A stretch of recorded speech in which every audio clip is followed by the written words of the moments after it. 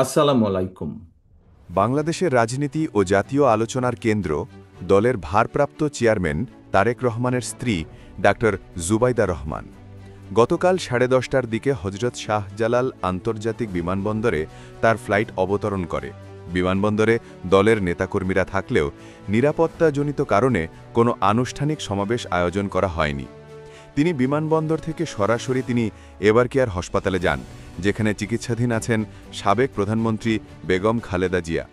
হাসপাতালে প্রবেশের পর পরিবারের পক্ষ থেকে কোনো বক্তব্য না দিলেও সূত্র বলছে খালেদা জিয়ার বিদেশে উন্নত চিকিৎসা নিশ্চিত করতেই এই সফর।